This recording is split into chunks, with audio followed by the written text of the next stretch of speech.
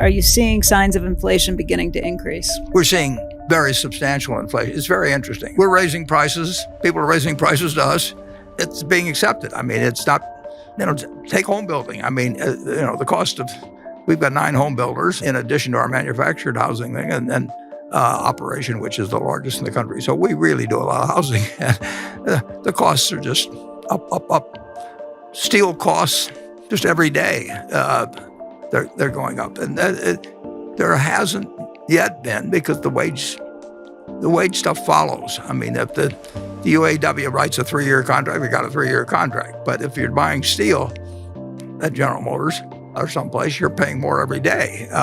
So it's an economy really, it's red hot. I mean, and we weren't expecting it. I mean, all our companies, when they thought when we're allowed to go back to work, at our various operations, we closed the furniture stores. I mentioned, they were closed for 6 weeks or so on average, and they didn't know what was going to happen when they open. And they can't stop people from buying things, and we can't deliver them. And they say, well, that's okay, because nobody else can deliver them either, and we'll wait for 3 months or something. And sort of the backlog grows, and then we thought it would end when the $600 payments ended, and I think around August of last year.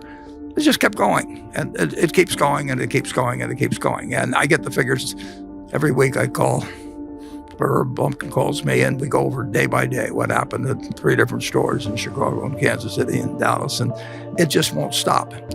People have money in their pocket, and they pay higher prices. And when carpet prices go up in a month or two, we announced a price increase for April. For our costs are going up. Supply chains is all screwed up, for all kinds of people. But it's almost a buying frenzy, except certain areas you can't buy it. You really can't buy international air travel, and so the money is being diverted from a piece of the economy into the rest, and everybody's got more cash in their pocket than, except for, meanwhile, it's a terrible situation for a percentage of the people. This suit, I haven't worn a suit for a year practically, and that means that the dry cleaner nurse just went out of business. I mean, and nobody's bringing in suits to get dry cleaned, and nobody's bringing in white shirts to the place where my wife goes. The small business person, if you didn't have takeout and delivery services for restaurants, you got killed. On the other hand, if you've got takeout facilities, you've done, same source sales of Dairy Queen are up a whole lot, and they adapted. But it is not a price-sensitive economy right now in the least. And I don't know exactly how when it shows up in different price indices, but there's more inflation going on quite a bit more inflation going on than people would have anticipated just 6 months ago or thereabouts. Yeah, and there's one very intelligent man who thinks it's dangerous, and that's just the start. Inflation is going to affect you. It's certain we will have inflation over time. And we are following policies in this country now to stimulate things, which stimulate business, which are bound to have some inflationary consequences. And to the extent that we borrow money from the rest of the world, it would be very human on the part of politicians in the future to decide that they would rather pay the rest of the world back in dollars that are worth far less than the dollars they borrowed. I mean, it's the classic way of reducing the impact and cost of external debt, and we're building up a lot of external debt. I always find it interesting when politicians now talk about using the taxpayers' money to do this and the taxpayers' money to do that, and how the taxpayers are paying the bonuses at AIG. We haven't raised taxes at all in this country. Taxpayers are paying nothing beyond what they were paying a couple of years ago. As a matter of fact, the federal revenues this year, which were close to $2.6 trillion a couple of years ago, maybe more like $2.3 trillion. So we are taking less money from the taxpayers. The people who are really paying for the things we're doing now will probably be the people who are buying fixed dollar investments, much of it from the U.S. government, and who will find the purchasing power when they go to redeem those investments to be far less. So you might say that the AIG bonus is probably the Chinese are the people that are ultimately paying the most in terms of the loss of purchasing power they will have with their holdings of government bonds U.S. government bonds many years down the road, but it sounds better to say the taxpayer than to say the Chinese are paying for it. It's an interesting situation. I read that comment every day about how the taxpayers are doing this and that. I haven't had my taxes raised. You haven't had your taxes raised. They're giving me $250 back here pretty soon.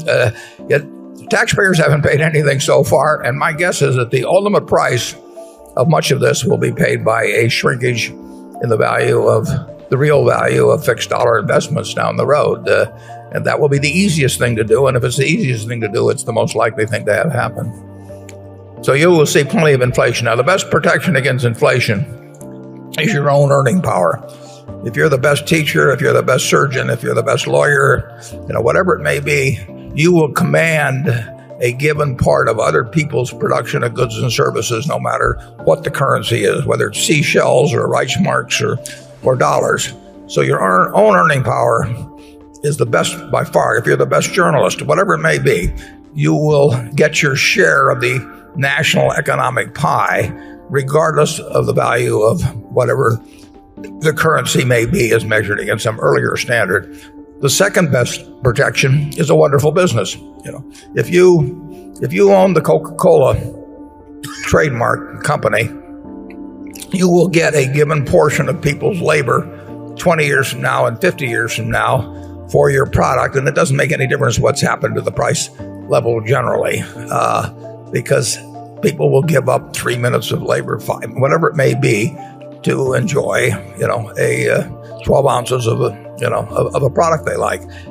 So those are the great assets: your own earning power first, and then the earning power of a wonderful business that does not require heavy capital investment. If it requires heavy capital investment, you get killed in inflation. And with those guidelines, I would tell you the best thing to do is invest in yourself. Yeah, so the young man should become a brain surgeon and invest in Coca-Cola instead of government bonds.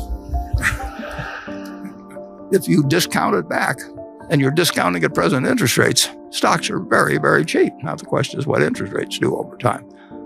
But there's a view of what interest rates will be based in the yield curve out to 30 years and, so on. It's a fascinating time. We've never really seen what shoveling money in on the basis that we're doing it on a fiscal basis while following a monetary policy of something close to zero interest rates. And it is enormously pleasant.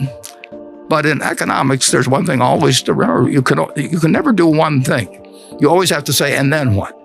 And we're sending out huge sums.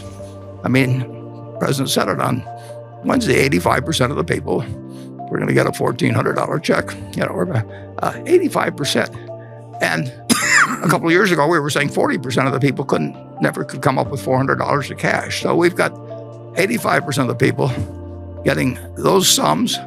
And so far, we've had no unpleasant consequences from it. I mean, people feel better. The people who get the money feel better, and people who are lending money don't feel very good. But it causes stocks to go up. It causes business to flourish. It causes an electorate to be happy. And we'll see if it causes anything else. And if it doesn't cause anything else, you can count on it continuing in a very big way. But there are consequences to everything in economics. But that is why the Googles and the Apples, and we don't own Google, we don't own Microsoft, but they are incredible companies in terms of what they earn on capital. They don't require a lot of capital, and they gush out more money. And if you're trying to find bonds that gush out more money from the federal government, we got $100 billion that's gushing out, $30 or $40 million a year, or whatever it may be, depending on the short-term rates.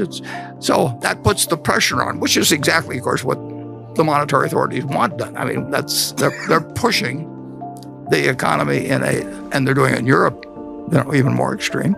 And they're pushing, and we're aiding it with fiscal policy, and people feel good, and people have become numb to numbers. Trillions don't mean anything to anybody. And $1,400 does mean something to them. So we'll see where it all leads. But Charlie and I consider it the most interesting movie by far we've ever seen in terms of economics, don't we, Charlie? Yes, and the professional economists, of course, have been very surprised by what's happened. It reminds me of what Churchill said about Clement Attlee. He said he was a very modest man and had a great deal to be modest about. And that's exactly what's happened to the professional economists. They were so confident about everything. And it turns out the world is more complicated than they thought. Keynes said it many years ago that it's an invisible tax that only one man in a million really understands. And it's a tax on people that have had faith in their currency that the government's issued. The best protection, the best investment against inflation is to improve your own earning power, your own talents. Very few people maximize their talents.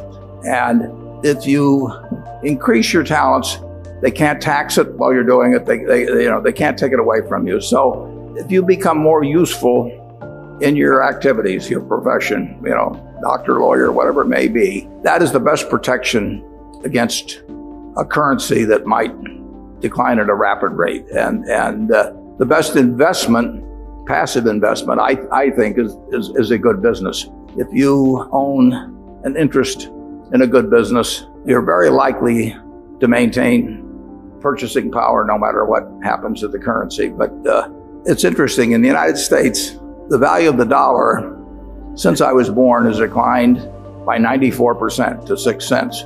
So inflation is a very cruel tax on people who believe in fixed dollars, but things can work out pretty well even during inflationary times. I mean, if somebody told me when I was born, that the dollar bill is going to go to 6 cents, I might have said, let me go back.